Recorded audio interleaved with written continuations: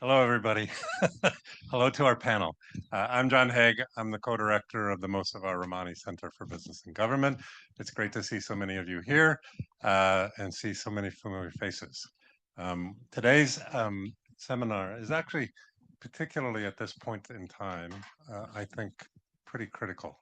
The title is Business and Sustainable Development, Building Alliances to Advance Climate and Just Transition Commitments. We are very fortunate. We have Jane Nelson, and Jane has been part of the center for about 3 decades, maybe something like that, 2, 3 decades. She is the head of our corporate responsibility initiative. Did that for years with John Ruggie. Jane, and I can go through a list of things. She has this. I won't go through all of it. The main thing, one thing to keep in mind is she did do the UN Guiding Principles with John Ruggie for Kofi Annan, so has a long history of dealing with issues at the intersection of business and government, particularly more recently, I guess, in the sustainability area. We have Mindy Lubber with us, who is the CEO and president of a sustainability nonprofit called Ceres.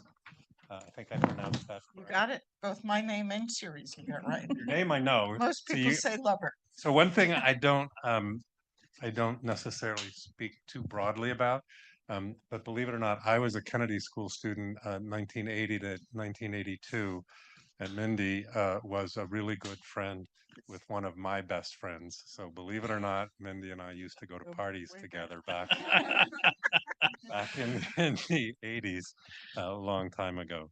But she just has an extraordinary number of awards. A couple I'll mention that I found interesting. Barron's Magazine list of the 100 most influential women in U.S. finance for 4 consecutive years. The series has been named Top 100 Women-Led Business in Massachusetts for 5 years in a row by Globe Magazine. She's got a strong background. She founded a company called Green Century Capital Management. Served as director of MassPerg. I think she was the regional director of the US EPA at one point. So a varied and interesting career.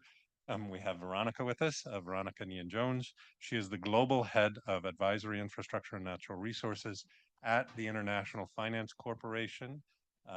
And I would say, I know many of you as our students, you're going to be graduating soon.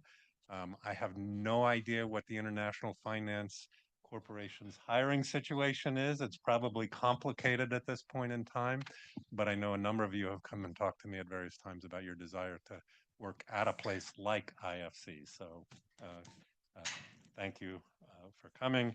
And then we have Simon Winner, who is the executive director of the Sustainable Agricultural Foundation's International Association, senior vice president at TechnoServe still? Or no, finished a while not any longer. And did a lot of work in Africa. He was a management consultant at McKinsey for a long time, co-leading its international development practice. So just a varied background and a very strong background. And he was a senior fellow at the center a number of years back. So we were very fortunate to have him here as part of our center. That was a long-winded way to introduce a terrific panel. I'll turn it over to Jane. It's all yours. Thank you all for coming. Thank you, John, and thanks everyone for joining us both in person and online. And as John said, this is actually going to be the first in a series of seminars, this one on business and sustainable development, where we really want to sort of focus on practical examples of where companies, investors, financial institutions can take either individually or collectively sort of practical action in these challenging political and economic headwinds that we're all facing to continue to advance progress on 3 critical levels, which are all very, very interrelated. First, on climate and energy and energy transition, while also looking at energy access and affordability and energy security. Secondly, on nature and not only biodiversity, water, pollution, but also the interface between nature, human rights, jobs. And then thirdly, so climate and energy, nature, and then thirdly, people's jobs, livelihoods, lives, human rights, opportunities, and what is the link between the climate and energy transition, nature, and people's lives and livelihoods and people's rights. And I think, as I say, we have enormous political and financial headwinds, and yet if we look at the long-term trends, we look at the science, I think the trends in the science is clear, it's compelling, and it's potentially catastrophic if we don't take action. And there is opportunity to continue to take action, and that's what we want to focus on. And what are the different types of leadership, both individual leadership, institutional leadership, sort of interactive collective leadership, that is needed to continue advancing this agenda. And as John said, we couldn't have three more wonderful panelists if we're talking about different types of particularly multi-sector, cross-boundary leadership. All three of our panelists have worked across sector boundaries, across geographic boundaries, and continue, I think, to play a critically important leadership role in advancing this agenda. So I won't do further introductions, but Mindy, if I could sort of start with you. For over 20 years now, you've been leading Ceres, and Ceres has done a remarkable job both in promoting corporate accountability, but also mobilizing business investors, engaging with government in very, very constructive ways.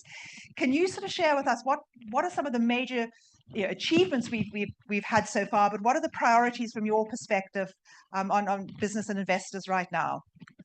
Great, thanks. Thank you, Jane, for all that you've done. Good to see everybody. You are coming into a field that could not be more dynamic, more compelling, more in need of the expertise that each of you will bring into your jobs wherever you land. So I could say good luck, but I don't mean it in a negative way. It's extraordinary how much of a tipping point we are at and what we could do. I mean, as we look at climate, and I think there is no question that addressing climate change in the broadest sense, and for purposes of the next 3 minutes, that includes water, biodiversity, nature, that it is not only an imperative that truly runs to what we are leaving to our next generation, to our families, to our communities, but it is an economic imperative unlike any other. So some like to put climate, again, broadly defined as that's what environmentalists care about or do, or it's a mere science issue and nobody knows what greenhouse gas emissions are or reducing net zero emissions. I mean, words and terms that really are for a smaller segment. The reality is, as it relates to climate, it could not be a greater societal problem, but economic problem. I once gave a presentation to the board of directors of General Electric when Jeff Immelt was still there, and I talked about climate as a financial imperative, and I'm going to do that now as well. And at the end, he said, Mindy, but I'm a grandfather and I care about the other stuff too. So while I unquestionably care about the fact that climate really will design the future of our planet, and my two kids, Jesse and Abe, who are now grown up, 30 and 34, will see a different future when they have kids if we don't act or act sooner. And that the problem is coming at us like a bus. I mean, when I think about my kids as little kids, if a bus were coming at my kids, I would jump in front of that bus, and I'm sure every parent would. Climate is that bus coming at our kids, and we need to jump in front of it sooner rather than later to change the course that we're seeing. But as an economic imperative, and I spend almost all of my time working with Fortune 500 companies, about 180 companies who are members on a policy matter or elsewhere, from Apple to Microsoft, the list goes on, as well as with 220 investors in North America, 720 investors globally, whose assets total $60 trillion. For that community, and again, of course, Jeff Immelt was right, they care about the future and they want to do what's right, but they have to care about the materiality, the risk of ignoring climate and not acting on it. So Jane, we very much are looking at, and I would argue in the world we're going into, where people don't think companies should do anything other than focus on the shortest of short-term earnings. And I would disagree that is what should make a company strong and compelling. But in today's world, the imperative of focusing on climate and nature and biodiversity as a material financial risk, the SEC loves using the word materiality, so I say it 20 times a day. I almost know what it means, but the level of risk of climate to every sector of our economy. Think about when we have climatic changes, not even the catastrophe of what we just saw in LA and the fires, but what happens when we have a drought? I was at the Gap doing a presentation for their board when they found out one of their cotton crop, massive cotton crop, 20% of um, their products died from a drought, and they had experienced something almost similar the year before from too much water and a tsunami. You can't run a manufacturing program. You can't have a supply chain. You can't run a farm. You can't manage pricing if we've got the volatility of what climate brings, the climatic changes, what they look like to the farming community, to the insurance community, to the apparel community, and frankly, every other community. And we make the case that acting on climate is that imperative. If you want to run a smart business, well-managed business, you've got to look at things beyond 2 or 3 months and whether or not you're spending a little money to make the company more sustainable. And you've got to look at those implications. I'll say one more thing. Insurance companies are pulling out of markets as we speak by orders of magnitude different than anything before.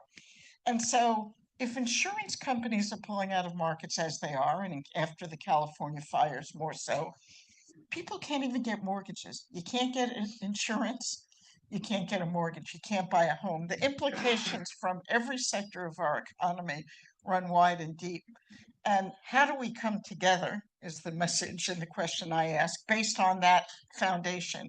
How do we come together to make sure that we're addressing climate in a way that matters, that it's not just an environmental or a scientific imperative, if that were not enough, that businesses can't move forward, that investors can't have profitable portfolios if we are not looking at the economic risks, as well as, of course, the opportunities of addressing the climatic area broader than just mitigating climate, but where do we invest? What do we do?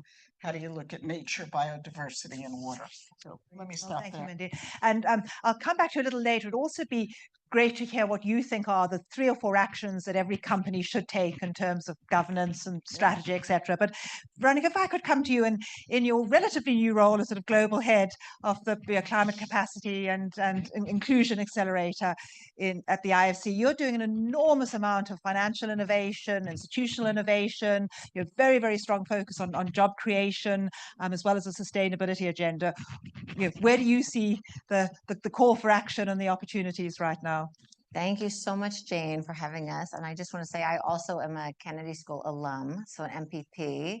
And I just want to let you know that the reason that I was asked by IFC to move into this role focused on climate and nature is because the Kennedy School taught me how to focus on the how to bring coalitions together, how to get things done, how to articulate things in incentive structures that matter to a variety of constituencies. And I just want to underscore that that is what you are good at, and that is clearly what the world needs today. So I want to let you know, even if the job search is more complicated, your skills are needed. And so thank you for what you're doing. And I just have to add, if I may, that when I did my PAE here, and I know it's policy, analysis exercise season, so thanks for being here. It was actually inspired by Jane Nelson. And so literally Jane Nelson, like the royal family of Britain called on Jane Nelson to help them understand. I mean, she must have been a teenager because it was a long time ago, but asked her to help identify how businesses, how corporations could play a more pivotal role in making the world a better place, not because it is the right thing to do, because it's the valuable thing to do, right? It's about value, not values. And I think that applies also to our conversation on nature and very much, and climate, very much what Mindy was saying.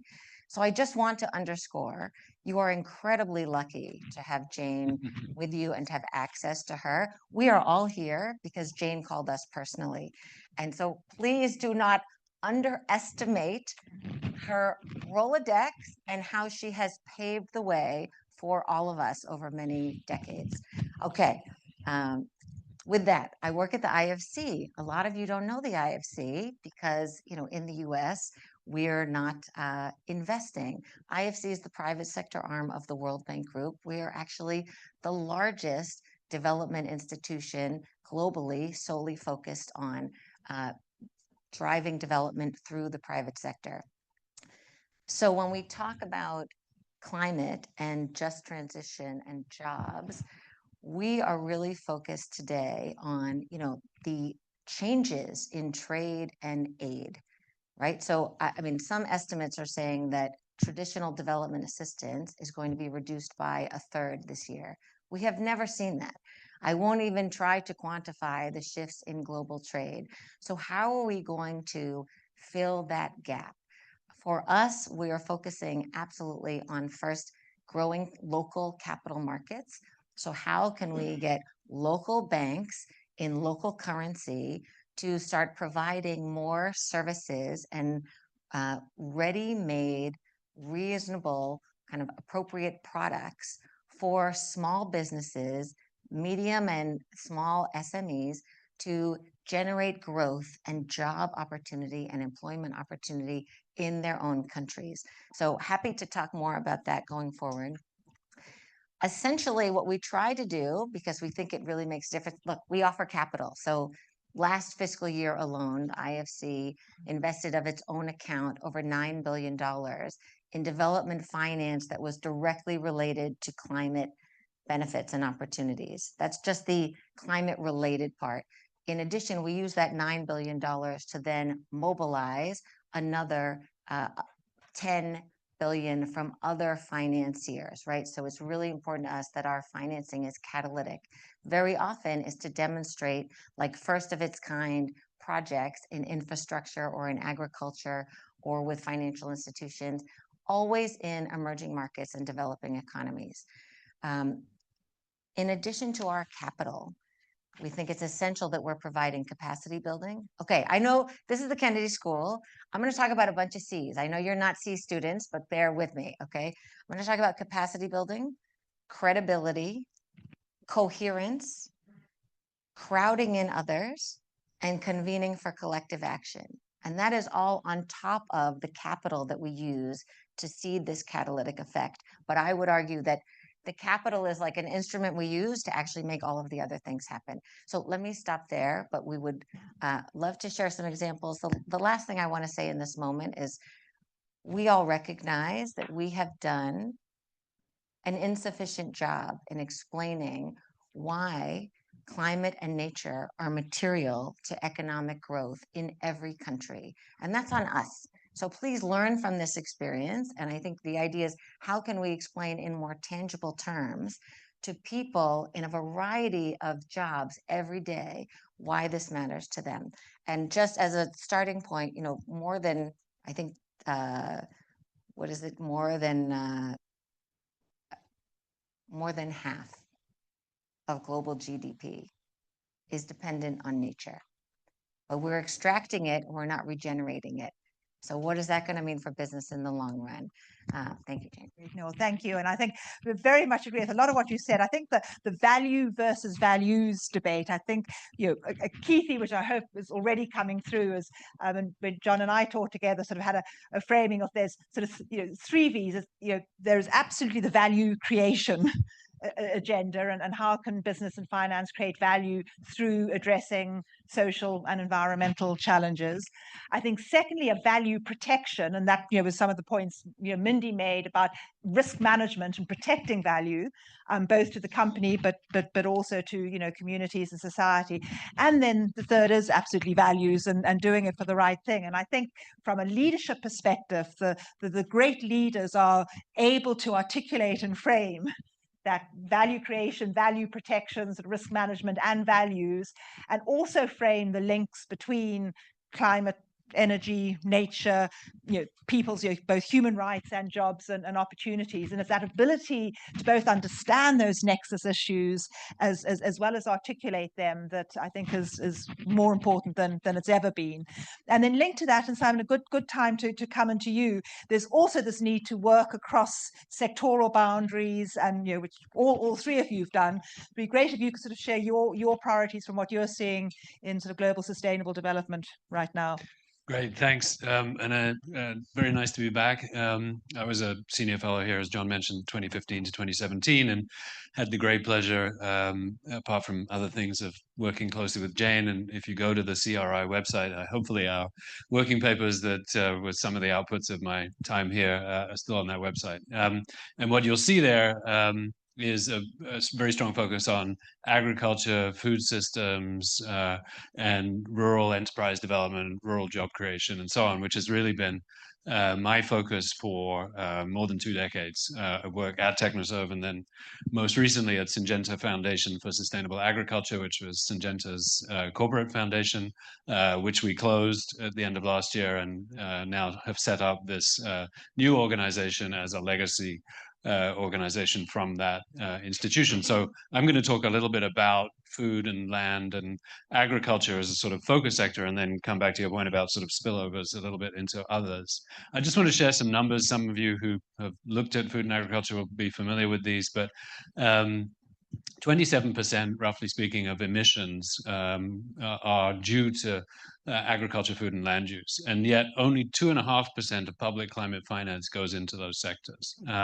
Of that, only about 18% of that money goes into what I have been focusing on, which is developing country, emerging market agriculture, where the producers are very small scale, smallholders, as they are often known. And yet, smallholders produce over 1/3 of the world's food. So you have this tiny, tiny percentage of climate finance, which is actually working with a huge, vulnerable, at-risk community on the planet.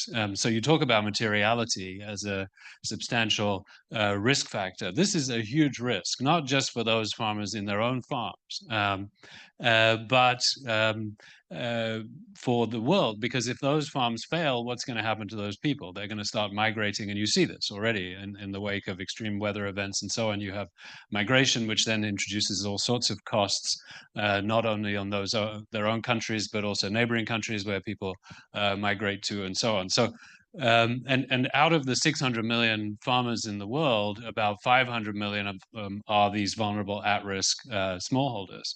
And they live in areas of the world, in the tropics, where the extreme weather events are most likely, increasing most rapidly, and need most support. And at the same time, even with those tiny percentages of monies going into their farms to help them, or into institutions that are working with them to help them, there is a foment, a movement of actors, particularly through the COP process, who are trying to mobilize more finance and failing.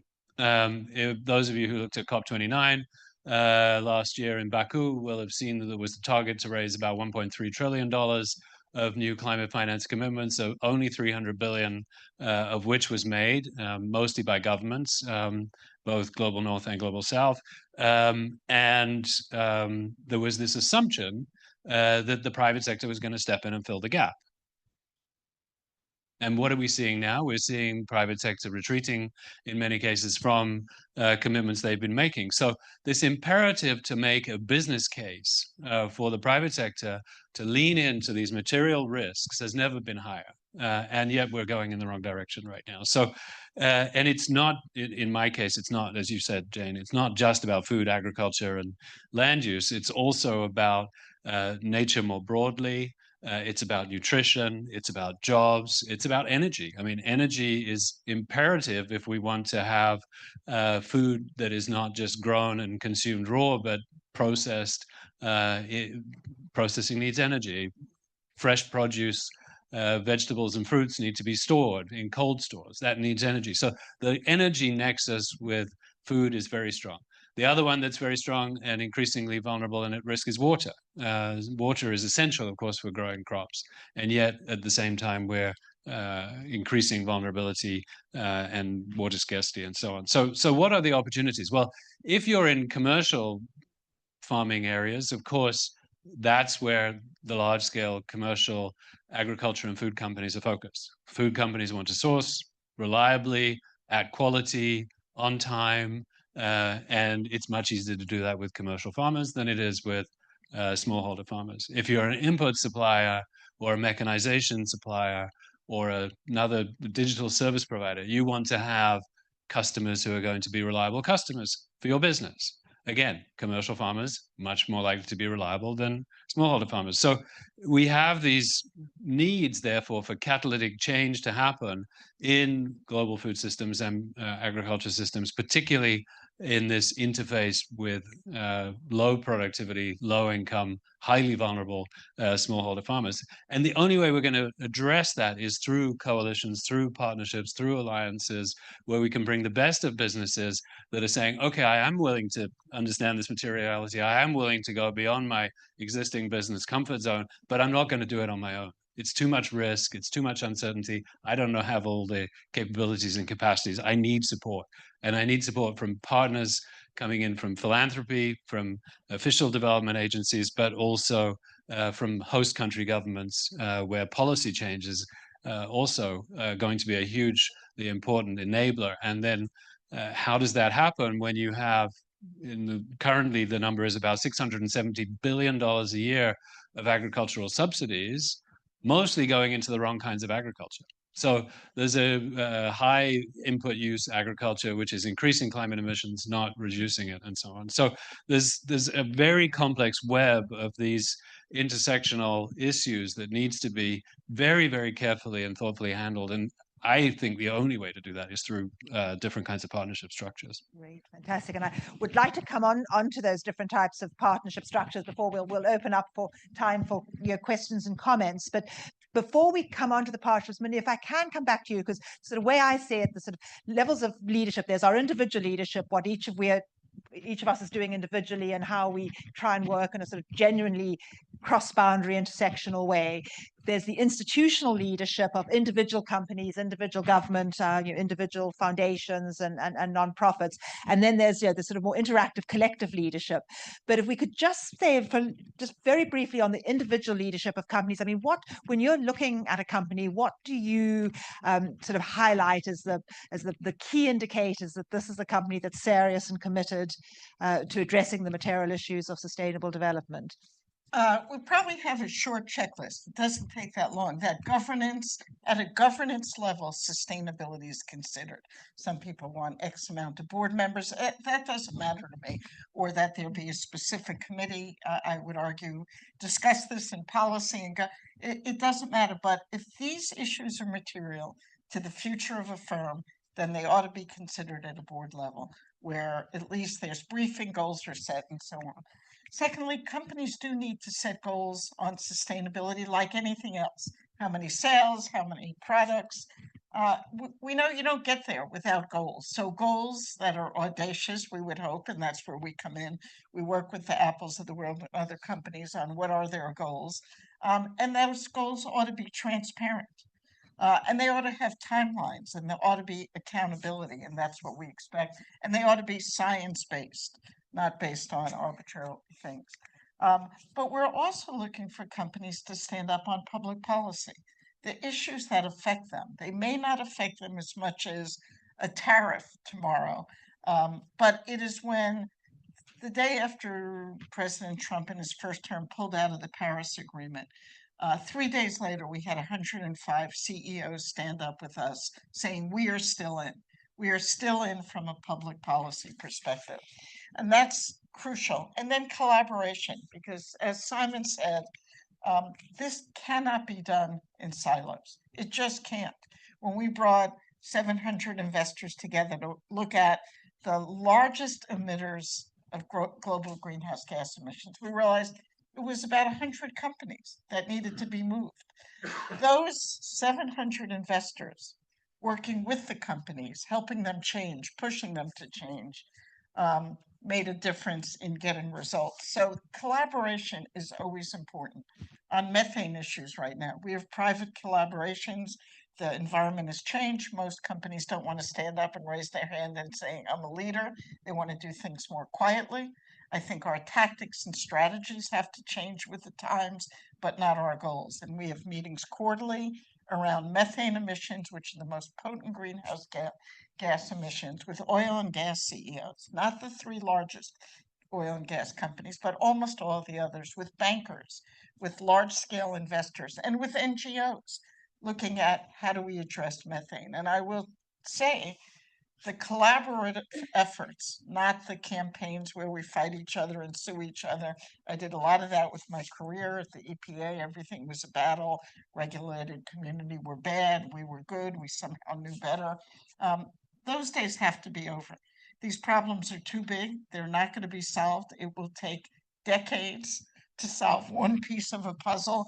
If we think everything is about how many lawyers can we get on each side of the table, we've got to find those moments for collaboration. And it's getting more difficult in the United States and elsewhere, but it doesn't mean we don't stay with that.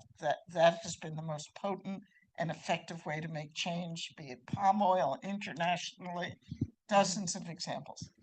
Great. And we'll probably come back to a few of the Sure. other examples. I think they're sort of examples in particular industries, and then sort of broader cross industry examples, of which you've got some great cases. But Veronica, you're doing a lot around collaborative action and building coalitions. Can you sort of share some examples and where you think that the greatest opportunities are for collective action? Happy to. And first, I would love to give a shout out to, Simon's point on subsidies. Like when we talk about these huge gaps in financing, there is so much, and this can be a very international crowd. Like there are so many subsidies in every country going into sectors in a way that is actually holding back development and creating perverse incentives for what could be both job growth and, climate friendly and nature friendly. So whether it's fisheries or, agri or energy, there really is a lot. We have 186 member countries in the World Bank Group, right? We are managed by them, and everything that we design and deliver is in partnership with them, particularly thinking about what is best for them at the country level. And very often there are places where there are subsidies at the country level that could be a huge opportunity to shift financing into some of these future forward kind of resilient green growth opportunities. Some of the capacity building, I think, is showing huge opportunities. So for example, I've already underscored our belief in local capital markets to really become engines of growth, right? How do we create support for local banks to then offer like loans to SMEs to help them adapt to some of the climate shocks that they're experiencing? How do we help building company become more efficient in terms of the energy and think about how they can construct with nature-based solutions to be more adaptive and resilient? How can we make sure that families are getting mortgage products that make it possible for them to have the dream of owning a home that also is efficient and resilient for the future? So we have just one of many examples, a green bonds technical assistance program. So we have trained over 2,000 banking leaders across 80 developing and emerging market countries. They have gone on to then issue over $18 billion of sustainable and green bonds and loans, which ultimately then translates into local banks helping to fund, rooftop solar and more efficient housing, and offering, female-headed SMEs new ways that they can adapt and be part of a value chain that is part of this future green economy. So I think a big part of it, for example, and very often it becomes the capacity building that is done across countries, bringing all these financial institutions together. They get inspired by one another. They create cohorts of trust where they can lean on each other, and they call each other. They stay in touch. I'm on WhatsApp groups with a bunch of them, and they say, hey, I'm trying to do the first biodiversity bond here, or hey, I'm trying to do the first social bond there. Can you help me understand how I can convince my treasury that this is good business for us, and it is a good thing to do for the country to grow the market, and because this is what we want to be known for. So for example, in Colombia, working with BBVA, They issued the very first financial institution issued biodiversity bond last fall. And it's all about supporting regenerative agri, different ways to to work on degraded lands, and also ways to make sure that water, improvements happen. In addition, we can talk about TMB in Tanzania, that after this training and with support from their cohort across countries, they went on to issue Africa's first ever social bond focused on gender in Tanzania.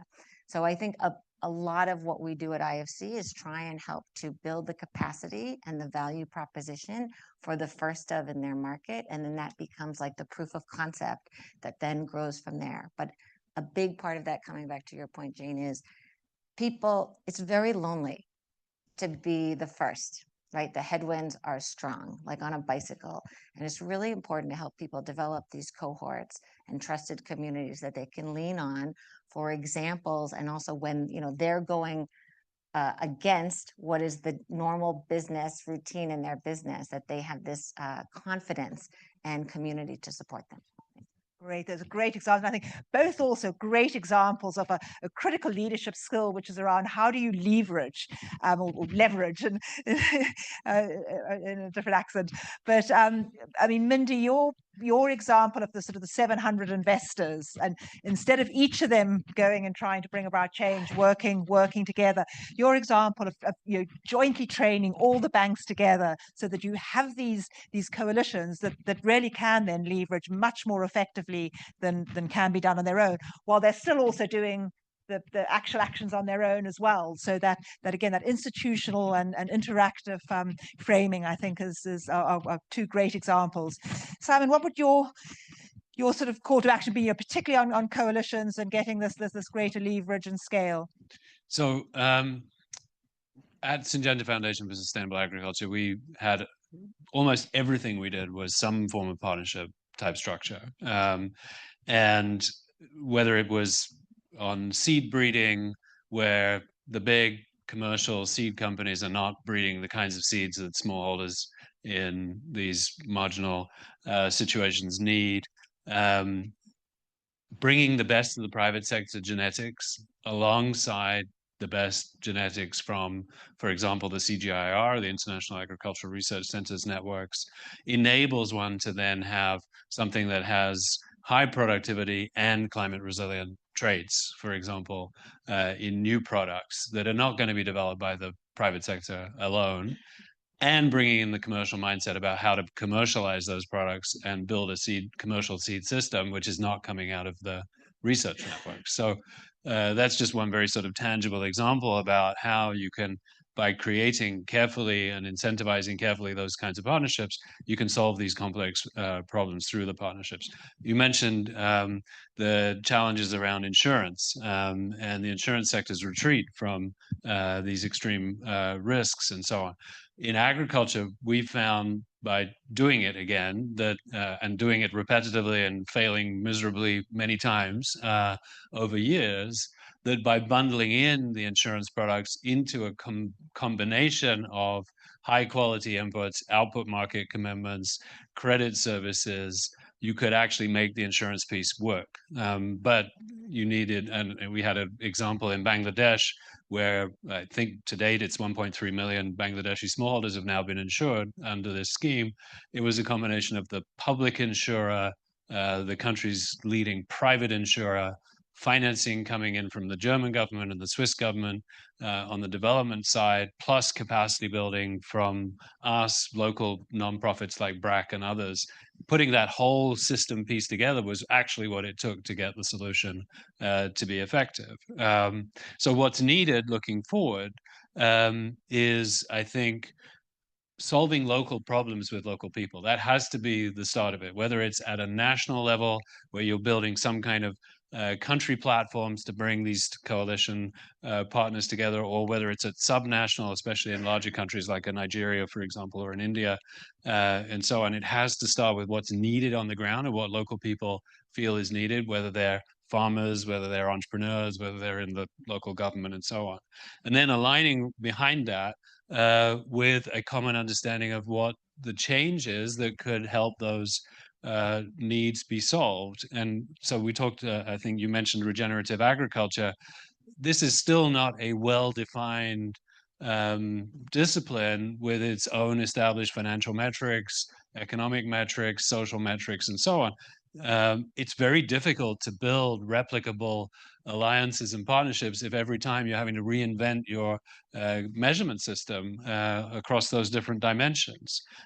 Same is true with the voluntary carbon markets. We see huge volatility in the voluntary carbon markets. We know that Amazon, Google, Microsoft, and so on are huge buyers, and that's going to be increasing as we know what's happening with data centers and their expansion right now.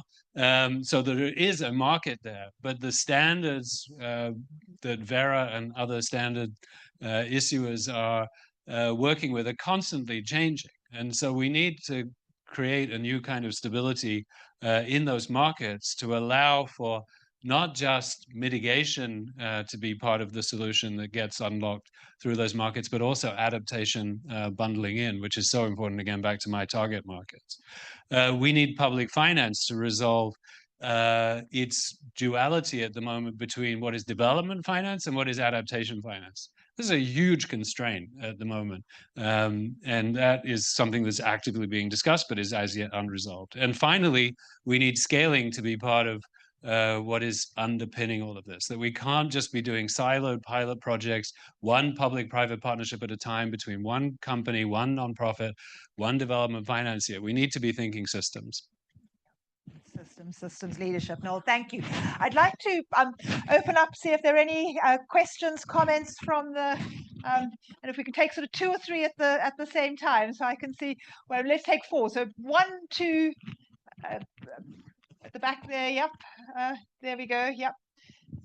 So take those 3, and then I'll take you 3.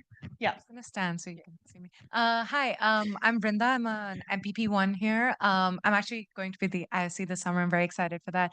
And I actually come to you as a little bit of a skeptic. I think there's a lot that's been said about sort of like, having the right measurements or, doing training programs for these kinds of leaders and things like that.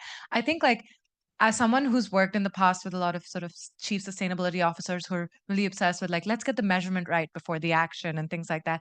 I think sometimes I do feel like some part of it is like kicking the can down the road and like doing these training programs and like, did we really get the units right? Or do we really have the hotspots right? And all of these kinds of different things.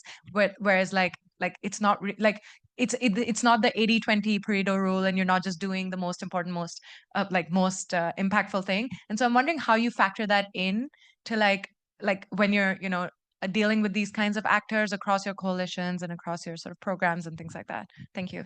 Where's the greatest impact? Lizzie. Hi, everyone. My name is Lizzie, and I'm also an MPP1. And I just wanted to ask a general question to bring human rights also into this conversation. My background's in business and human rights. And I think especially as we're thinking about climate change and just transition movements, sometimes the value of human rights come at odds with how to go about doing the transition movement. I'm thinking in particularly around mining and indigenous rights, but also, I worked in palm oil sector for a bit, so there's also tension around there. I mean, there's so many things where 2 values that we have come in conflict with each other. And my sense is that while I know right now momentum is stalling around sustainability commitments, but there has been far more momentum around duties around environmental management than there has been around social duties. And so I just wanted to ask you guys, where is that conversation at now? In this moment, how are companies thinking about their human rights duties in conversation with their environmental duties? Thank you. And then the 2 guys in front of you, and then we'll come back to the panel. Yep. Hi, everyone. My name is Danush. I'm an MPP MBA. Prior to Kennedy School, I joined BCG in their sustainability team because of the wave that was growing and that was happening in 2019 and what we saw kind of after the first Trump administration. Obviously, that's not the situation right now. So I think my question is, what is needed to create that momentum again? What will that look like? And as people who are interested in kind of going into that space, how can we kind of have an action and have an impact in kind of creating that momentum going forward?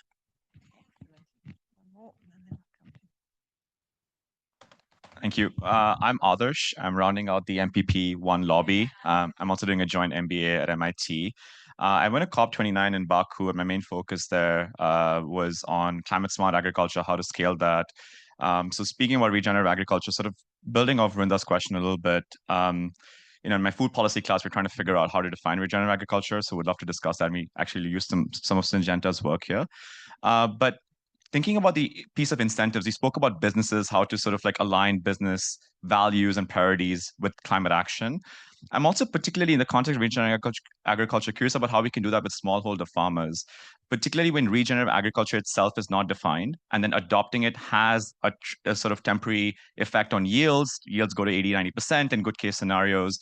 What's the role of elements like transition financing, and how do you sort of really incentivize farmers to adopt it, especially when, one, regenerative agriculture is not well defined, and two, there doesn't seem to be quite as much of a green premium or market premium associated with it. Of course, companies like Nestle sort of would like to purchase these at a premium, but is there enough of an incentive for smallholder farmers in India, Africa, et cetera, to adopt these regenerative practices? Thank you so much.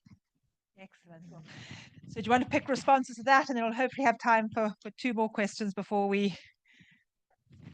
Simon, do you want I'm happy to yeah, go first. and then if that's okay. Yeah. Yep. No, please okay. go for it. So I think I'm not going to answer every question. I'll leave the human rights one aside, but let me talk about the other ones. So I think your point about the first question about kicking the can down the road is a very, very valid one. And you see this also with regenerative agriculture. There are many foundations that are supporting the development of regenerative agriculture metrics and standards and so on, rather than taking action. And the action was needed yesterday. So I totally agree. I mean, it's got to be both and. It's not an either or.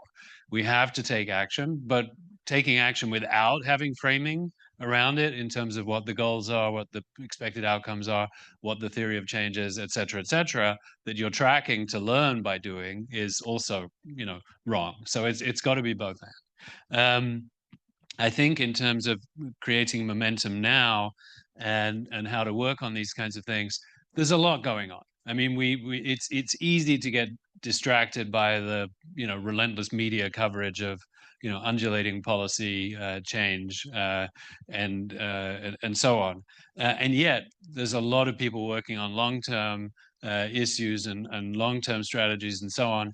And yes, the funding has gone down from the public side, but the philanthropies in many cases are stepping up and increasing commitments, unfortunately often only to their existing grantees. So that's an issue, but there's a lot of work to be done.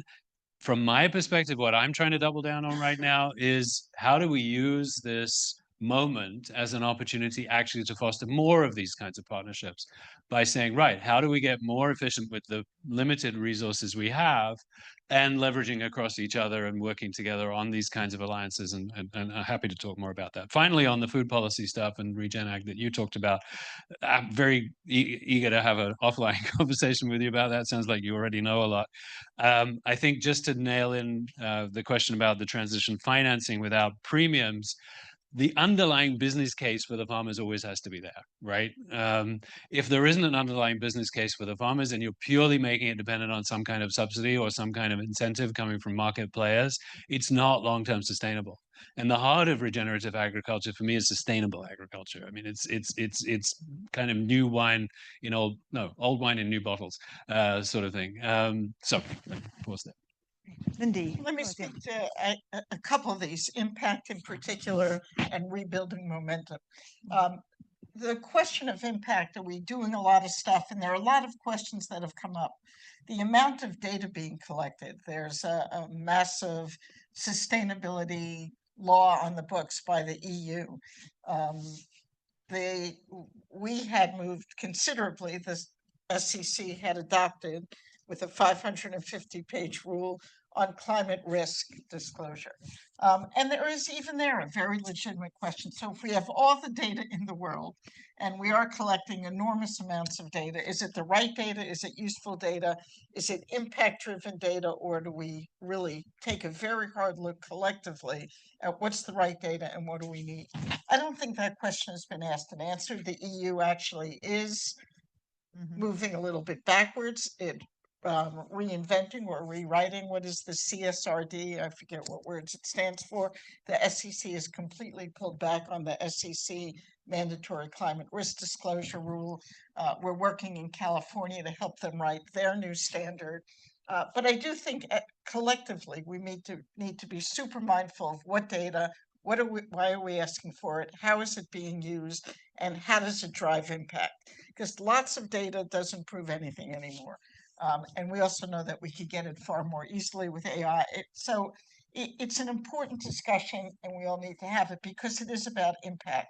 And with every company we work with, it is about setting goals where there's accountability systems and there's timelines, not public pronouncements and so on. It has got to be focused, and each company is different. I wish there was some generic, every company needs to say X. We may not stay with this standard of getting to net zero by 2050. Half the world doesn't, well, that's not true. Most of the world doesn't know what net zero is. I've been in this space for 40 years. I'm an environmental lawyer. I can't quite tell you what net zero is. So we've got to be smart about our goals, but we've got to have goals with accountability and systems.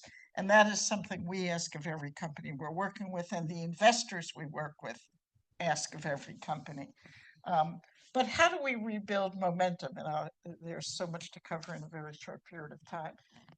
We are losing momentum, certainly in the United States at the moment. Anyone who is here sees pushback, pushback, pushback.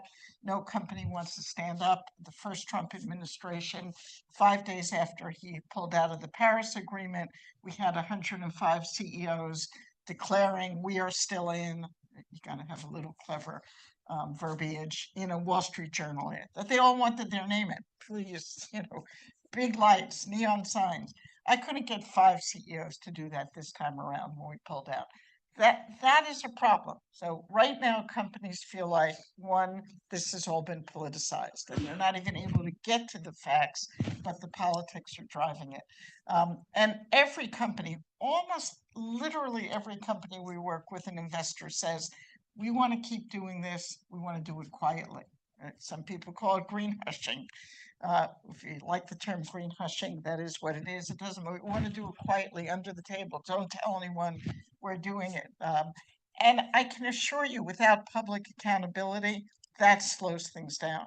I've heard from every chief sustainability officer at the world's largest companies.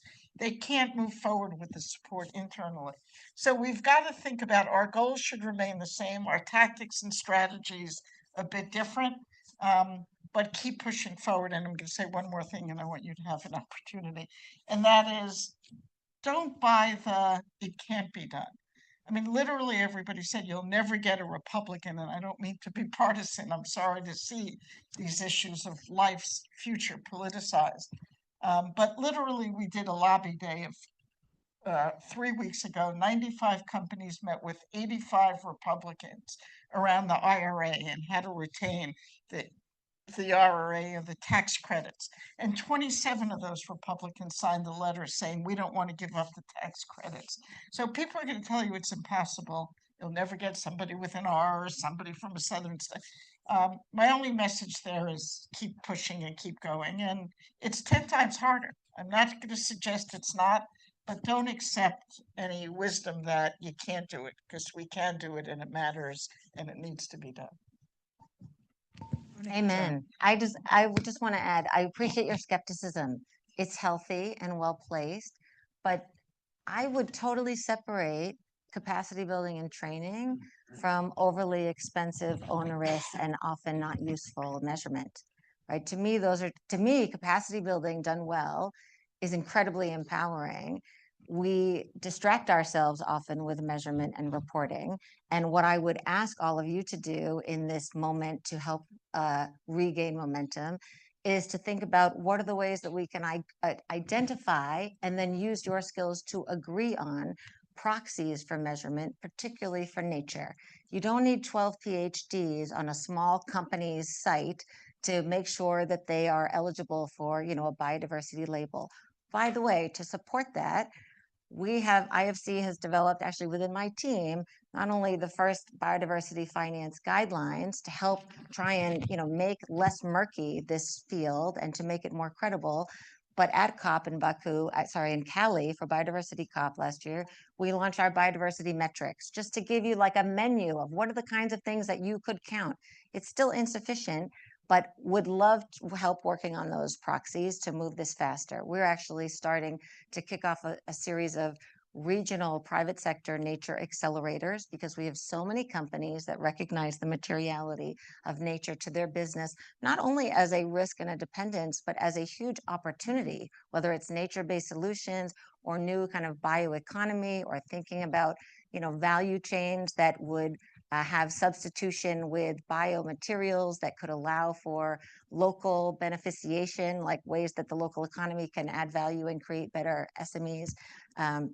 So please keep thinking about that. Human rights. So within my business, I focus on benefit sharing. I spent a long time in the infrastructure, energy, and mining sector at IFC, and I would recommend a website, www.commdev.org. So these have a lot of tools and examples where the private sector is leaning in, and I would say that very often infrastructure and natural resource companies, because they frequently cannot pick up and move like a textile company can, they have really had to think about how they engage and partner and collaborate and create participation and ownership opportunities with local communities for the viability of their asset. And so I think there's a lot of examples to draw on there. I actually don't see that changing because, you can either be shut down or you can find a way to work in collaboration with the people who live on the land and use the water around these assets. So I think there are many examples. As Mindy said, I think a lot of the signaling right now politically is confusing people and the market. But we are seeing no less ambition, no less demand for the supports that we are offering in terms of financing and technical assistance and mobilization of other investors for, climate related and social goals, but all to drive local economic development in a way that is sustainable to grow markets. I just wanted to add, in fact, our latest is on benefit sharing and offshore wind. There's a great new paper out in terms of why the offshore wind market, even though they're offshore, there still are, fisher communities and onshore communities. And there's, a lot of natural anxiety about transitioning. I mean, we're in this moment politically because most people in most countries do not feel vested in this transition. They actually feel excluded. And I would argue that that is in part a translation problem because we are not sharing accessible, relevant, accurate information in the context of their lives that helps them understand where this opportunity is, right? If there's a soundtrack for this transition, it should be like, people get ready. There's a train coming. You don't need a ticket. You just get on board, right? But instead, we're making people feel pitted against one another. And so that also is my call for momentum, that each one of us, and particularly in the leadership roles that you will continue to go on and play, because you're here because you're already leaders, but really there is so much space for you to help us get that right. I'll stop. Great. No, well, thank you. And I'm so sorry because I'm conscious we're out of time. So apologies to those who didn't get to ask a question. But I think sort of, one just closing comment from my side and goes back to the human rights, question. If we're thinking of the role of business, to me, it is, very, very much around first and foremost, recognizing and, respecting, people's rights and nature as having rights as well. And that do no harm. So that doing the due diligence to understand, how you prevent the company from doing harm and managing risks to the company, but also risks to the people and to the environment. Secondly, the opportunities to find those benefits, the value creation benefits where you're creating value for the company, but you can demonstrate measurably that you're creating value for people and for the environment. And then thirdly, just that fundamental moral values, which I think does come back to respecting people's rights and dignity, and go back to the original definition of sustainable development over 30 years ago, which is you're making sure that if you're meeting the needs, doing development to meet the needs of today without preventing future generations from meeting their own needs. So both as a rights-based approach to today, but also to the the rights and opportunities of future generations. Business is part of the problem, but it can be absolutely part of the solution. And I think that going away with that, what can we each do individually? What can institutions do as individual institutions, but this collective action, building coalitions, finding those leverage points, I think goes back to one of the points you started with, Veronica, on the how. And I think coalition building across sectors, across the issues is by far and away one of the most important leadership and challenging leadership challenges and skill sets that are needed today. So thank you, and thanks for all that you're doing in that. Thank you, John, and thanks to our panelists. Thank you.